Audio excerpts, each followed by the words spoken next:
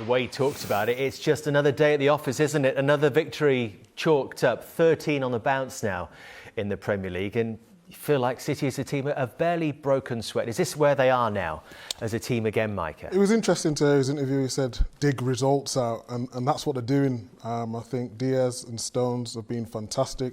For as aggressive as City were in the first half, where it could have been 2 or 3-0, Arsenal came back into the game. But maybe the City of old, you would have seen a few mistakes here and there. But now, with Dias and Stones, they look so compact. Fernandinho in front of them as well, nullified the threat. And they just look an outstanding team. They really do. This is one of the best, I won't say it's the best players in terms of City teams, but the way they're playing is just remarkable, and it's a joy to see. Barely conceded a chance, did they, Jamie? No. So comfortable. Like Micah says, they've found a partnership at the back that's so assured. And every now and again, a player comes along that you think you can maybe sign and hope that they do well.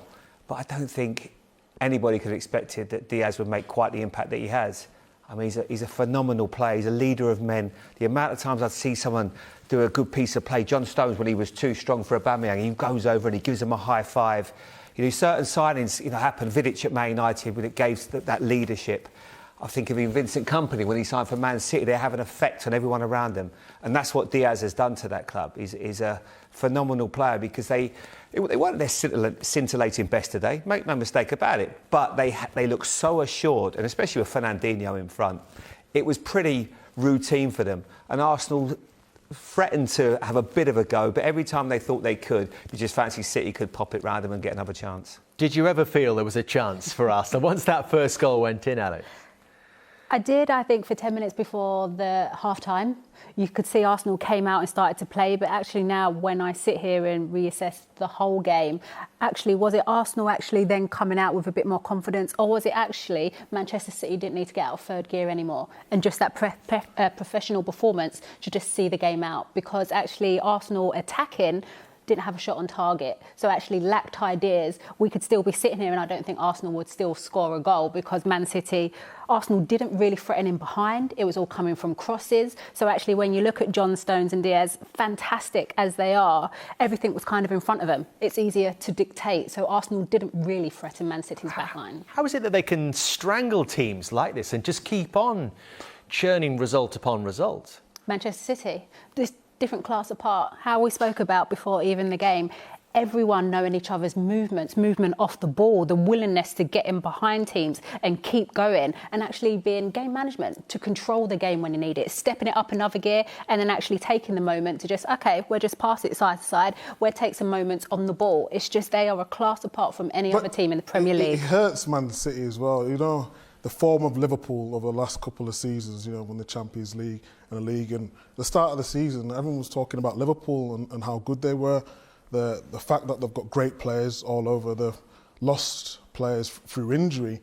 And as you play, when you're in the dressing room and all everyone's talking about is Liverpool, you've got that little bit of fire in the belly to say, well, hold on, we're still here. When City won a league a couple of years ago, everyone was talking about City going to dominate it for how many years to come. And then when Liverpool had it was, Liverpool can't be stopped. It does hurt as a player when constantly you're getting told, well, you're second best to Liverpool. And they show that. It's so difficult to play against City right now. So I remember in Spain a few years ago when they played, I think it was Del Bosque, played a system where they didn't play without a striker. Even though they had Torres in the squad, they just played with midfielders, played with Fabregas as a false nine. He would come into those deep positions, rotating all the time. So as a defender, he was thinking, well, who do I go mark? Do I go mark De Bruyne? Do I mark Gundogan? Or who do I pick up in these areas? Mahrez keeps great width for the team. So you never feel you can get close to anyone. They're so elusive. So the way they're playing now, I think it's so effective, but it's been enabled because they're so solid defensively. Because no matter what they did last year, they could have. I watched a lot of Man City games where they probably played better last year, but they would give away a stupid goal for a defensive mistake. But right now they've got that foundation, and they're outnumbering teams. There's nothing worse in midfield where you feel like you're picking someone up, and then someone will pop up behind you and think, well, I'm meant to be marking you. Why are you in here? You should be getting picked up by one of my defenders. And that's what City do. They get you thinking all the time. They're so hard to pin down, and there are so many questions of you defensively, but they're so solid defensively. That is still the key for me. You look at what Liverpool are right now; they're all over the place defensively. So the forward players can't work in the capacity they want. The squad as well is absolutely ridiculous. When you talk about the strength in depth, already you're smiling because we were talking before the game. Actually, is it Mahrez off? Why is Foden not starting? But then the fact is, then Mahrez goes and assists a goal, and actually in that first spell when Man City were playing, he was one of the best players on the pitch. So to be able to have that quality, that choice of who you can pick, but actually you have to credit the manager, because there's some teams, when you have players at a top quality like that and all those different egos, to be able to manage them and get them firing at their best. Yeah. And that is why Pep is one of the best managers. The difference is now that Pep trusts all his players, and Alex makes a good point. We've been in the changing rooms when you're on the bench, you sulk, don't you? You don't want to be on the bench, and it's difficult, but I think it's good because there's so many games in a short space of time. They've got Champions League on Wednesday against Gladbach, and then I'm sure he'll make 4 or 5 changes then. And the main good thing, he can trust all of his players, and I think that's why. Can they win it all, Mike? I know it's your team. No, I don't want to get too excited. You know me. I do know you, and you get very excited. No, the way they're playing, it looks like they can beat anyone at this moment. But to win 4 trophies, it would be very difficult.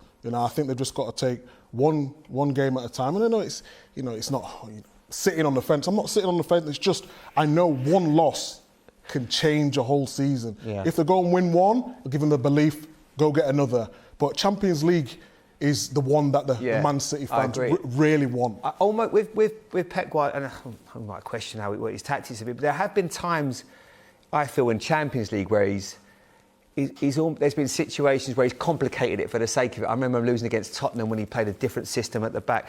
Almost feels like stick with what you got right now. If it's Champions League and the league, it's working. You're defensively sound. You're so dangerous going forward. It's difficult because, we're playing a false 9 again. And, I've been going on saying, well, need a striker. And then he thinks of something completely different and it works. And you're like, oh, why was I questioning him? Last season in the Champions League, Leon played 3 at the back, and we was all questioning why he's done that. If it comes off, it's brilliant. But I agree with you. I think the way they're playing now, he should stick to the formation because, like I said before, he trusts all his players.